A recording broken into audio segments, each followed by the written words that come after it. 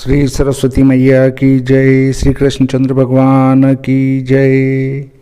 देखिए, आज आपको माला से संबंधित बहुत विस्तृत रूप में जानकारी दूंगा मैं। माला रुद्राक्ष की क्यों, या चंदन की क्यों, या फिर कुशा की क्यों, या हल्दी की क्यों, वो उन मालाओं का कहाँ कहाँ पर प्रयोग होता है, इसकी जानकारी दूंगा।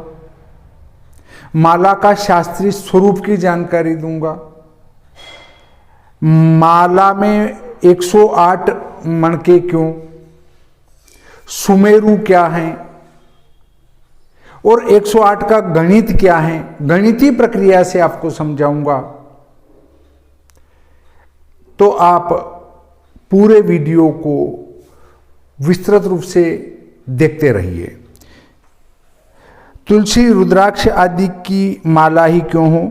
श्री वैष्णव तुलसी, शंख और कमलाक्ष की माला, शिव रुद्राक्ष और भद्राक्ष की माला, गाणपत्य हरिद्रा की, अमुक मंत्र के जाप में जिया पोता या विद्रुम मुंगे की, और मारण आदि आभिचारिक कृत्यों में सर्पास्थित तक की मालाओं का विधान शास्त्रों में विद्यमान है। अब देखिए इनका शास्त्रीय स्वरूप क्या है, माला का शास्त्रीय स्वरूप, उस पर चर्चा करेंगे। पद्माक्षर विहिता माला शत्रुनाम नाशिनी मता, कुश ग्रंथि मयी माला सर्वपाप प्रणाशिनी, पुत्र जीव फलेह क्लृप्ता कुरुते पुत्र संपदम, प्रवालेर्विहिता माला प्रयच्छेद पुष्कलम धनम। ये तंत्र सार में बताया गया है। अर्थात कमलाक्ष की माला शत्रुनाश करती हैं, कुश ग्रंथि से बनी माला पाप दूर करती हैं, जीवोपेता के फल की पुत्र और संतान देती हैं, प्रवाल मूंगे की माला धन देती है।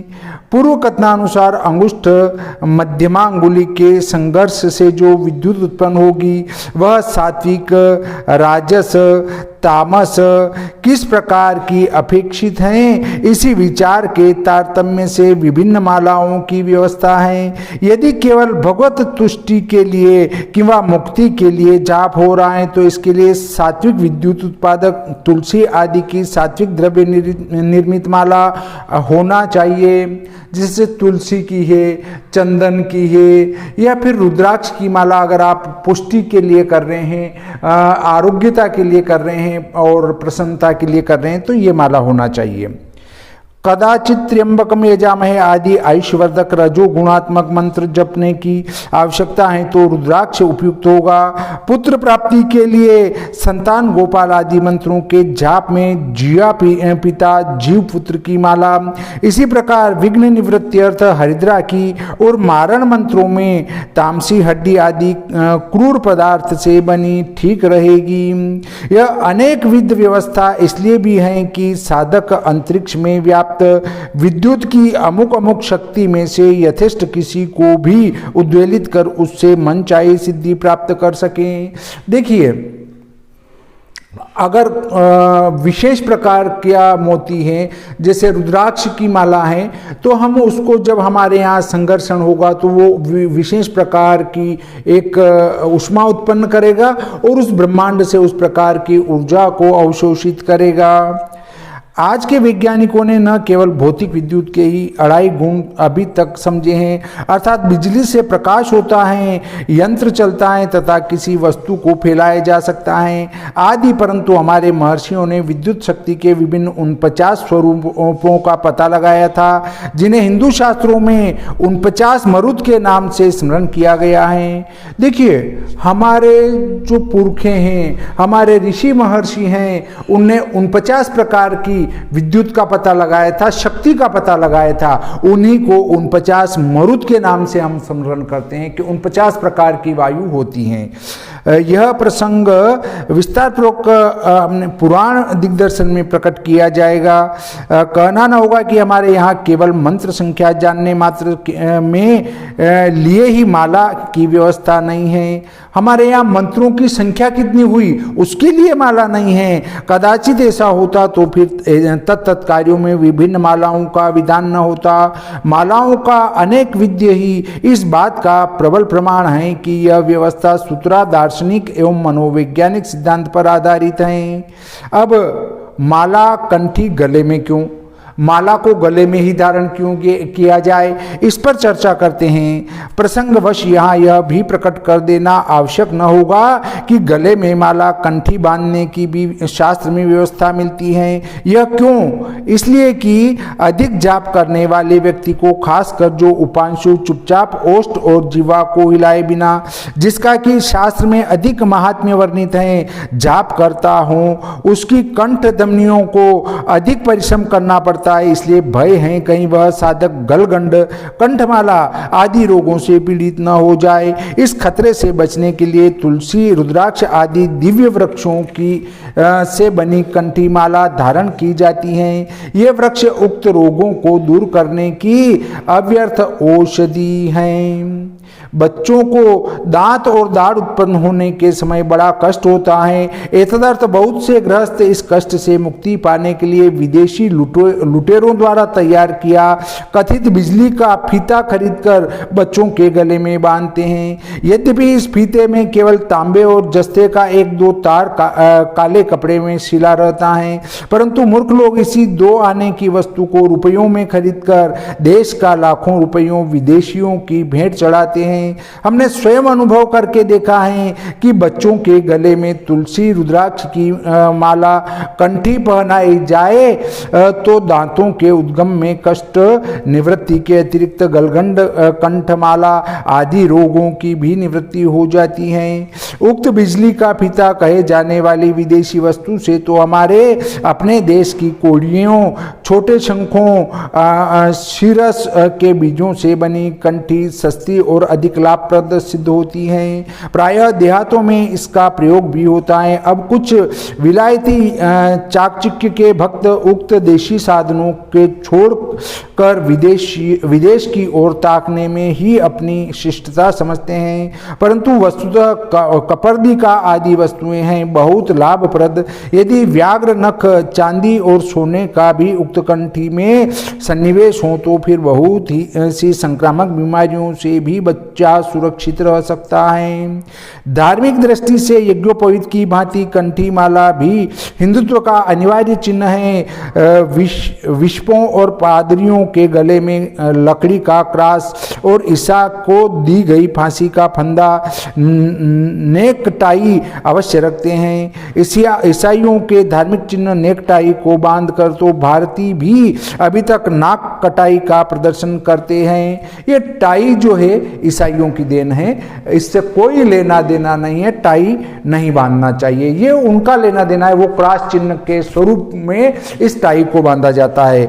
मौलाना साहिब के गले में तो पंडित जी की भांति लंबी तस्बीह लटकती रहती हैं। वास्तव में इस पवित्र वस्तु को लटकाने के लिए गले से अच्छा अन्य उपयुक्त स्थान भी तो नहीं है। माला के 108 दाने क्यों?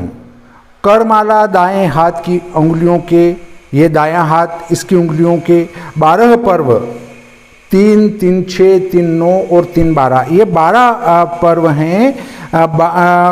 12 पर्वों में से अनामिका के मध्यम पर्व से प्रारंभ करके, अनामिका के मध्यम पर्व ये अनामिका है, इसके बीच के पर्व से जो है प्रारंभ करके दक्षिणावर्त रीति से घूमते हुए इसी पर्व पर समाप्त हो जाती हैं। इस गणना में मध्यमांगुली का मध्यम पर्व ही केवल छूट जाता है। शेष मध्यमांगुली का ये मध्यम पर्व जो है इसको नहीं गिनते हैं। शेष 11 पर्व आ जाते हैं। माला के अभाव में इसका भी उपयोग होता है। नक्षत्र माला 27 मणके और 1 सुमेरु से बनती है, परंतु सर्व कार्यों में नित्य कार्य में आने वाली माला 108 दाने दाने की होती हैं, जिसके ऊपरी भाग में सुमेरु पृथक रहता है। इसके 108 दाने क्यों होते, न्यून व अधिक क्यों नहीं होते, यह भी एक जिज्ञासा हो सकती है। देखिए ये माला है, इस माला में ये जो अलग से मोती है, ये अलग से मोती है, इसको सुमेरु कहते हैं। माला का जप करते समय इस उंगली से करते हैं या इस उंगली से करते हैं, तो जप करते समय यहां सुमेरु से प्रारंभ किया और घूमते हुए हम फिर ये माला घुमाते घुमाते घुमाते घुमाते घुमाते यहां आ गए सुमेरु के पास।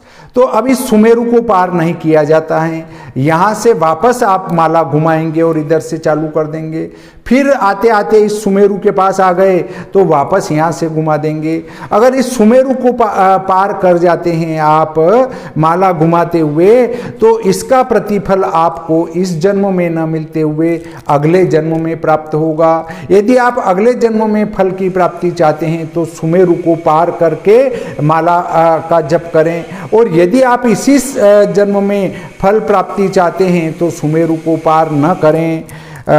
इसमें 108 दाने होते हैं।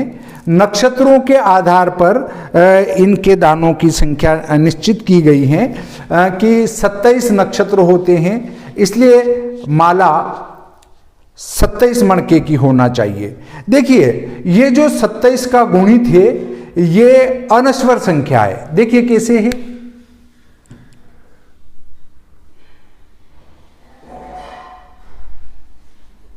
27 बराबर 2 धन 7 9, फिर 27 के बाद 54 की माला होती है बराबर 5 धन 4 9, उसके बाद 81 की माला भी कर सकते हैं तो 8 धन 1 बराबर 9, फिर 27 चौक 108, 108 की करेंगे तो 1 धन 0 धन 8 बराबर 9।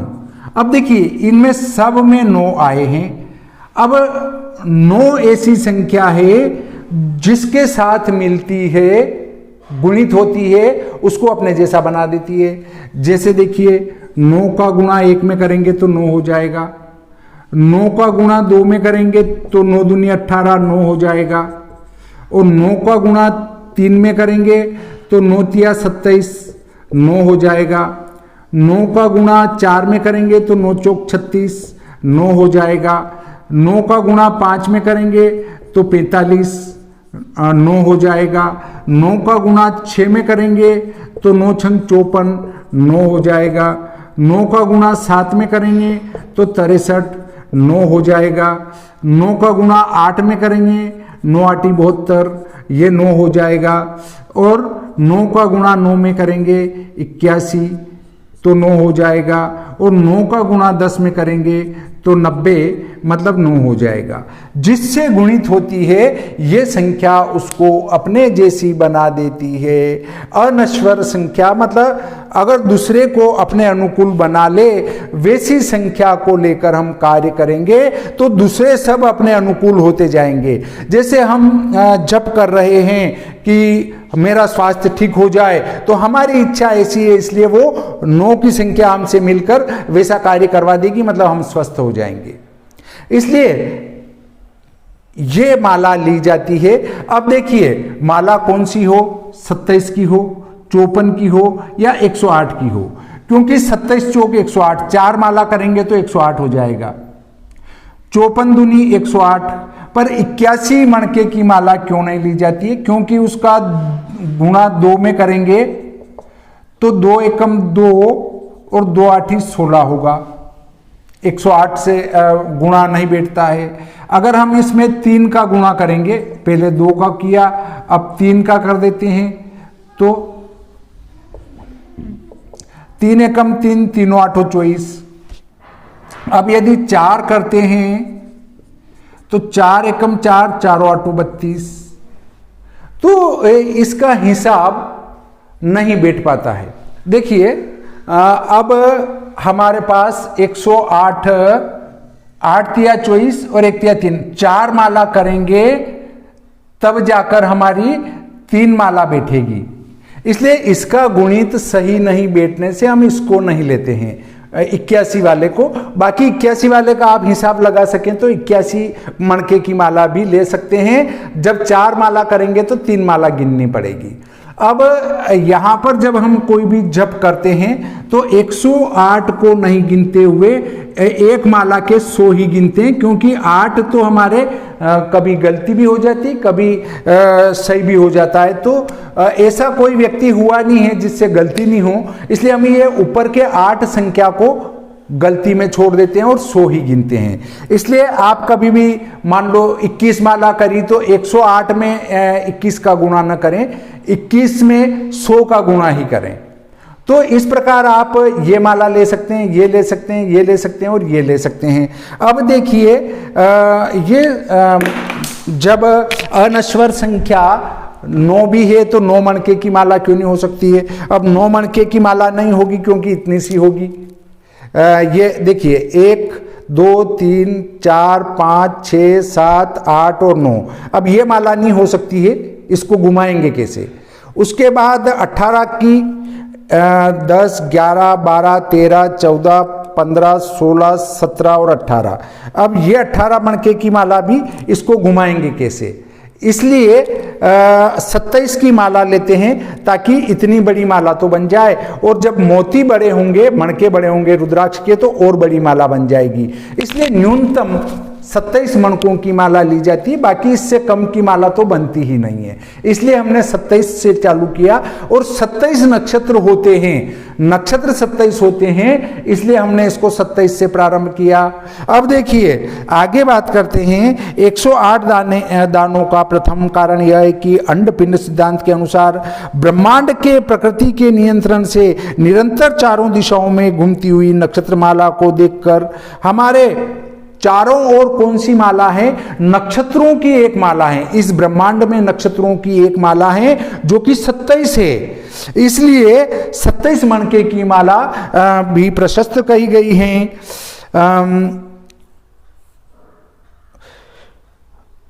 नक्षत्रमाला को देखकर भारतीय ऋषियों ने भी नक्षत्रों की संख्या 27 को दिशाओं की 4 संख्या से गुणित करके 108 संख्या मणकों वाली अपनी माला का निर्माण किया है। अर्थात 27 चौका पूरे 108 ही तो होते हैं, अतः न्यून व अधिक का प्रश्न ही नहीं उठता। देखिए 27 नक्षत्र इन चारों दिशाओं में हैं।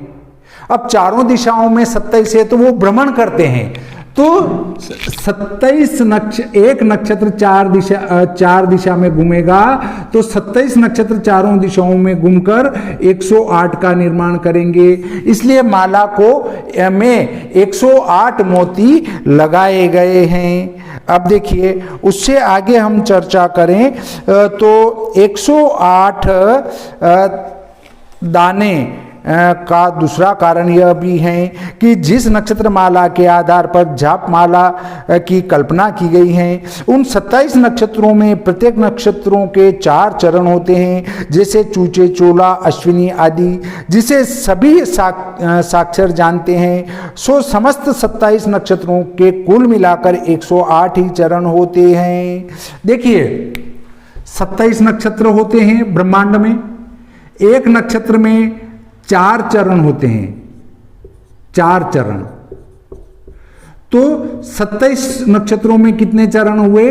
27 गुणित 4 108। ये इस पूरे ब्रह्मांड में 27 नक्षत्र घूमते हैं, और एक नक्षत्र के 4 चरण, तो 27 नक्षत्रों के 108 चरण होने से माला में मोतियों की संख्या का निर्धारण 108 ही किया गया है।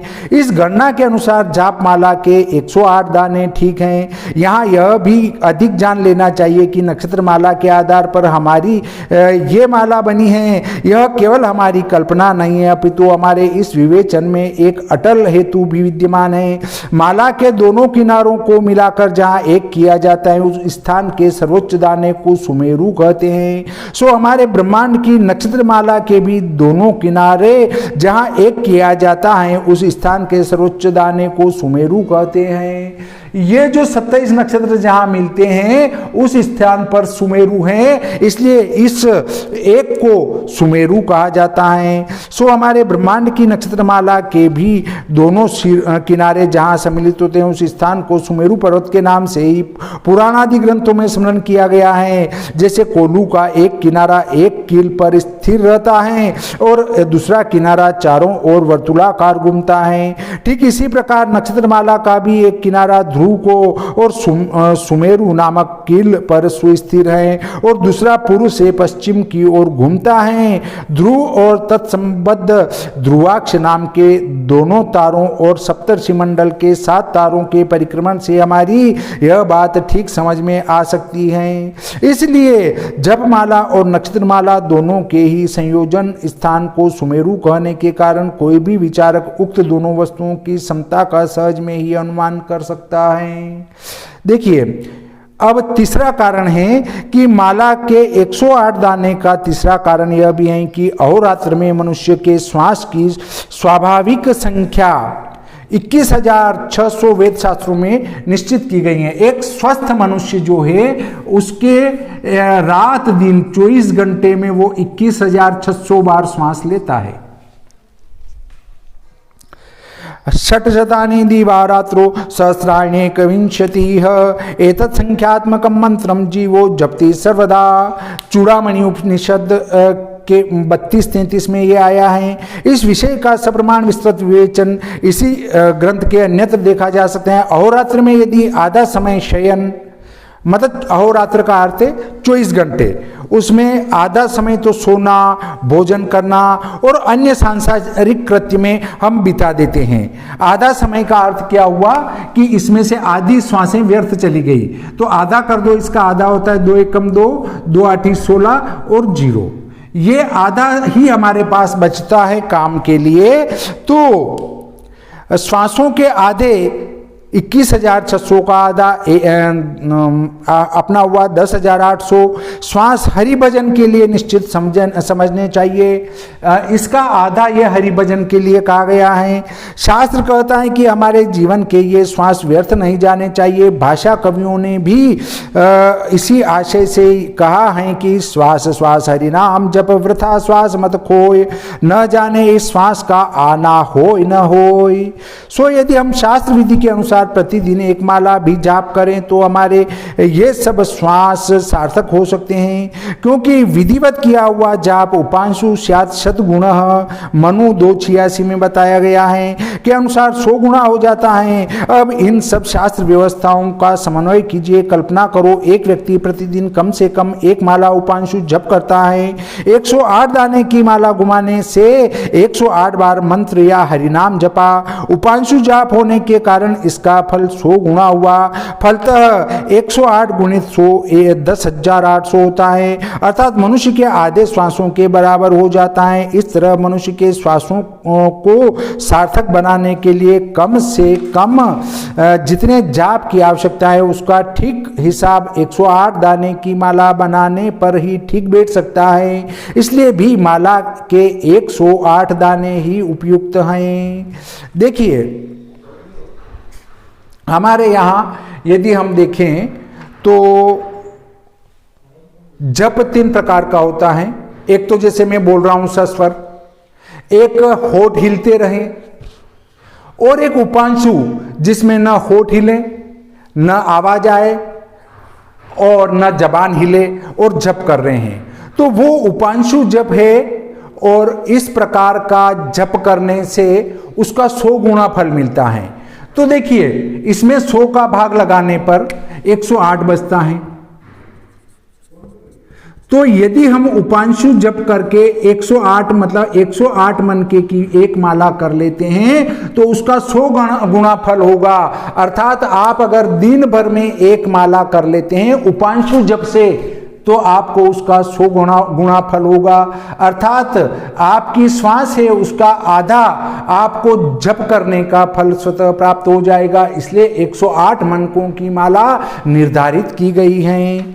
अब चौथा कारण आता है कि शतपथ ब्राह्मण के 10वें कांड में अथ सर्वाणि भूतानि इत्यादि प्रकट में लिखा है कि एक संवत्सर के 10,800 मुहूर्त होते हैं और इतने ही वेद त्रयी के पंक्ति युग्म होते हैं। पुरुष की पूर्णायु 100 वर्ष मानी गई है। यदि 10,800 मुहूर्तों को जीवन के वर्षों की संख्या 100 पर विभक्त किया जाए तो 108 होते हैं। कम से कम इतना भी नित्य जाप करने से पंक्ति पाठ संपन्न हो जाएगा।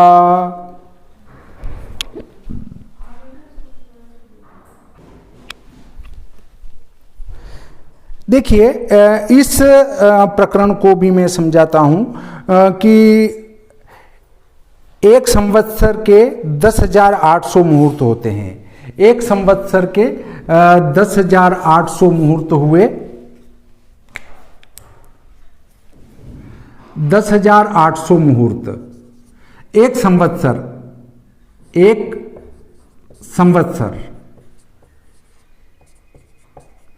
एक संवत्सर में 10,800 मुहूर्त होते हैं। मुहूर्त क्या है? मुहूर्त है 24 घंटे का 30वां भाग, मतलब 24 घंटे में 30 मुहूर्त होते हैं। तो 24 घंटे के 30 मुहूर्त तो आपके एक महीने के कितने हुए? 900 मुहूर्त। 24 घंटे के 30 मुहूर्त मतलब मोटे रूप से 48 मिनट का एक मुहूर्त होता है।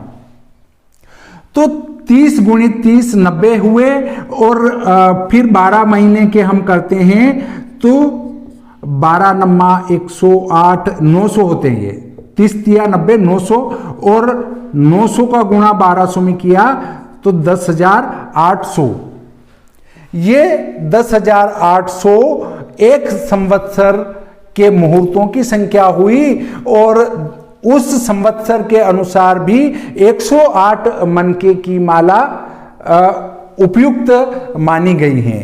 अगर आप उपांशु जप करते हैं तो इसका 100वां भाग करना पड़ेगा, मतलब 108 जप करने पड़ेंगे। और जब आप 108 जप करते हैं तो आपको 10,800 जप का फल स्वतः ही प्राप्त हो जाएगा। शास्त्रों में जो जप की पुस्तकें हैं, अनुष्ठान की पुस्तकें, उनमें भी लिखा है कि एक तो सस्वर वाचन, सस्वर पाठ कर रहे हैं तो उसका कम फल मिलेगा।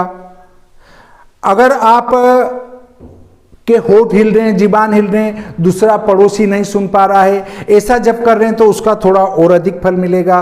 परंतु ना आपका होठ हिल रहा है, ना आपकी जीबान हिल रही है और आप जप कर रहे हैं, वो उपांशु जप हैं, उसका 100 गुना फल मिलता है। यदि आपने एक नाम लिया तो 100 नाम के बराबर फल की प्राप्ति होती है।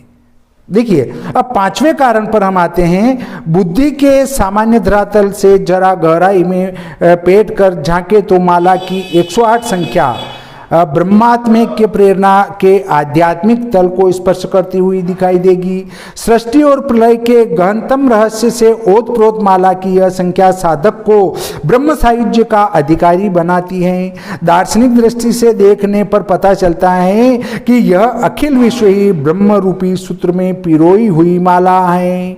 सच्चिदानंदमय ब्रह्म सुमेरु स्वरूप है और उसमें ही प्रारंभ और उसी पर समाप्त हो जाने वाले ये 108 मन के सर्ग एवं प्रलय के उपादान कारणों की प्रतिमूर्ति के अतिरिक्त कुछ है ही नहीं। इसलिए भगवान कृष्ण ने गीता में कहा है, क्या कहा है? मयि सर्वमिदं प्रोक्तम सूत्रे मणिगणा इव।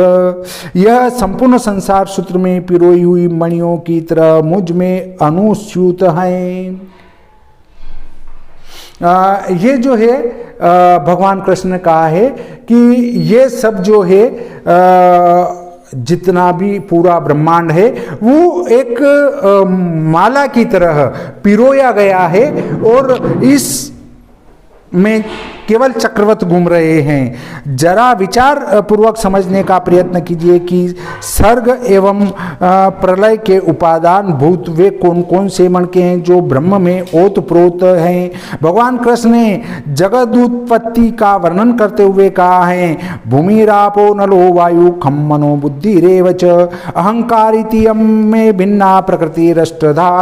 गीता 7:4 में बताया है। अर्थात भूमि, जल, तेज, वायु वायु, आकाश, अहंकार, महत, अव्यक्त, ये 8 प्रकार की परा प्रकृति हैं जिससे यह स्थूल संसार उत्पन्न होता है। इसके अतिरिक्त एक अपरा नामक प्रकृति है जो जीव रूप धारण करके संसार को धारण करती है, जिसका वर्णन गीता में इससे आगे ही अपरयमितस्त्वन्याम प्रकृतिम विद्धि में पराम आदि द्वारा किया गया है। अष्टधा प्रकृति में वर्णित सभी पदार्थ विभिन्न गुणों से युक्त हैं। गीता के विलोम क्रम को छोड़कर अनुलोम क्रम से विचार कीजिए। सृष्टि का मूल है ब्रह्म, जो कि निर्गुण, निर्विकार एवं नित्य सत्य है। वह एकत्व युक्त है। उसमें उत्पन्न अव्यक्त में इस गुण के अतिरिक्त आवरण शक्ति का प्राधान्य है, जिसे उसका स्वभाव 2 प्रकार का हो जाता है। इससे आगे महत है, जिसमें उपरोक्त 2 गुणों के अतिरिक्त विक्षेप शक्ति का समावेश भी है। फलतः वह त्रिगुणात्मक हुआ। अहंकार ब्रह्म का चतुर्थ विकार है। अहंकार जो है ब्रह्मा जी का चौथा विकार है, जो मल के आधिक्य और पूर्ववर्ती पदार्थ के 3 गुणों को भी धारण करने से 4 गुणों वाला है। इस प्रकार आगे के आकाश आदि सभी पदार्थ अपने एक विशेष गुण के साथ पूर्ववर्ती पदार्थों के गुणों से भी युक्त होते हैं, जैसा कि भगवान मनु ने कहा है। मनु महाराज ने क्या कहा है? आद्याद्यस्य गुणं त्वेषामवाप्नोति परः परः यो यो यावती थश्चेषां स स तावत् गुणः स्मृतः। अर्थात क्रम से कहे हुए अव्यक्तादिक पदार्थों के गुणों को परवर्ती पदार्थ प्राप्त करते हैं, और इस प्रकार मन में जो विकार जितने गुणों को धारण करता है उतने गुणों वाला कहलाता है। इस रीति से अब अष्टधा प्रकृति वर्णित सब पदार्थों के गुणों का संकलन कीजिए। अव्यक्त 2, महत 3, अहंकार 4, आकाश 5, वायु 6, तेज 7, जल 8, भूमि 9 और 9 गुणात्मक जगत को धारण करने वाली अपरा प्रकृति 10 बराबर 54। यह तो हुई सृष्टि प्रक्रिया, और इसी क्रम से प्रलय समझनी चाहिए। फलतः सुमेरु रूप ब्रह्म से आरंभ करके 54 उपादानों द्वारा जिस सृष्टि का निर्माण हुआ, वह 54 उपादानों द्वारा ही प्रलय को प्राप्त होकर 108 की संख्या पूरी कर सुमेरु पर ही समाप्त हो जाती हैं। कहा जा सकता है कि जपकर्ता का प्रलयोत्पत्ति के इन सब कारणों से क्या संबंध, परंतु हमें यह न भूलना चाहिए कि जाप का उद्देश्य माया जनित मोह का उच्छेदन कर जीव को ब्रह्म स्वरूप बना देने में है। माला इसमें और अधिक सहायक सिद्ध होती है। वह प्रलयोत्पत्ति वर्णन द्वारा कार्य कारण और जीव ब्रह्म की एकता का प्रतिपादन कर जीव के ऊर्ध्वगामी बनने में सहायक सिद्ध होती है। कहना न होगा कि यदि केवल जाप संख्या मात्र जानना माला का उद्देश्य होता तो फिर निसंदेह 100 दाने या इसी प्रकार किसी पूरी संख्या के दानों की माला ही उपयुक्त होती। चूंकि इसमें अनेक आध्यात्मिक और वैज्ञानिक हेतु विद्यमान है, इसलिए माला के 108 दाने ही होने चाहिए, न्यूनाधिक नहीं। देखिए, ये जो माला हम लाते हैं, इस माला में इस माला में 108 दाने ही होना चाहिए। कभी कभी बनाने वाले 107 भी डाल देते हैं, 106 भी डाल देते हैं, परंतु हम गिन के मोती वाली माला लाएं, 108 ही हो और एक सुमेरु हो, बस। इससे अधिक और इससे कम नहीं होना चाहिए। ये माला का विधान है, जो कि मैंने वैज्ञानिक कारण बताया। अब हम चर्चा करते हैं श्री 108 क्यों। हम लिखते हैं कि श्री 108। देखिए, नाम के सामने श्री 108, श्री 1008 क्यों लिखते हैं? प्रधान धर्माचार्य और जगत गुरुओं को श्री 108 लिखने की जो प्रचलित परिपाटी का हेतु भी स्पष्ट है। हमारे इस ब्रह्मांड में समस्त ग्रह पिंड से ऊपर नक्षत्र कक्षा कही जाती हैं। नक्षत्र से ऊपर अन्य कोई पिंड नहीं है, नक्षत्र कक्षा सबसे ऊपर है। सो हम जिस व्यक्ति को सर्वोच्च पद प्रदान करना चाहें उसे नक्षत्र कक्षा से ही उपमित कर सकते हैं। देखिए, हमारा जो सौर मंडल है, इससे इसका अर्थ नहीं कि और ब्रह्मांड में कुछ नहीं है। ब्रह्मांड में अनेकों पिंड हैं अपरिमित, जिनका कोई अता पता कुछ भी नहीं है, परंतु हमारा जो ये सौर मंडल है, इस सौर मंडल में सबसे ऊपर 27 नक्षत्र हैं और 27 चौक 108 होता है। इसलिए हम किसी को सबसे ऊपर का पद देना चाहें कि साहब आप तो सबसे ऊपर हैं और सबसे महान हैं, इसलिए उनके नाम के सामने 108 लगा देते हैं, श्री श्री 108। परंतु जो 1008 लगा देते हैं वो फिर गलत हो जाता है। 108 उपयुक्त है क्योंकि 108 से ऊपर कोई होता ही नहीं है। तो यह पदी प्रायः परिव्राजक अर्थात निरंतर सर्वत्र घूम कर धर्म प्रचार करने वाले महात्माओं के साथ ही प्रयुक्त की जाती हैं। अतः यहाँ भी नक्षत्र संख्या और दिक् संख्या को गुणित करके 27 × 4 108 लिखा जाता है। आजकल जो श्री 1108 और अनंत श्री लिखने का प्रचार हो चला है, यह 100 जहाँ 100 से अधिक सहस्त्र और सहस्त्र से अधिक लक्ष्य इस प्रकार उत्तरोत्तर बढ़ते हुए अनवस्था दोष से ग्रस्त होने के कारण अनंत में निरर्थक सिद्ध होता है। वहाँ होली से बड़ा होला तो दिवाली से बड़ा दिवाला का भी प्रत्यक्ष दर्शन है। देखिए, जब आपने नक्षत्र मंडल सबसे ऊपर है, उससे ऊपर कोई नहीं है, तो आपने उनको उपाधि दे दी 108 की, तो इससे ऊपर आप 1108 कह रहे हैं वो गलत है, और 1008 कह रहे हैं वो भी गलत है, और अनंत श्री विभूषित कह रहे हैं वो भी गलत है, क्योंकि इससे ऊपर कोई है नहीं। तो आपको फिर अगली उपाधि देने से कोई मतलब नहीं निकलता है, 1008 लिखने से भी कोई मतलब नहीं निकलता है। नहीं तो फिर हम कहेंगे दिवाली से बड़ा क्या होता है तो दिवाला होगा, और होली से बड़ा क्या होगा तो होला होगा। तो इस प्रकार की ये कुप्रथाएं हैं, इनको उपयोग में नहीं लाना चाहिए। इस प्रकार आज माला के स्वरूप आदि के संबंध में प्रकरण यहीं समाप्त करते हैं, और अगले प्रकरण में हम चर्चा करेंगे भोजन के ऊपर। श्री सरस्वती मैया की जय, श्री कृष्णचंद्र भगवान की जय।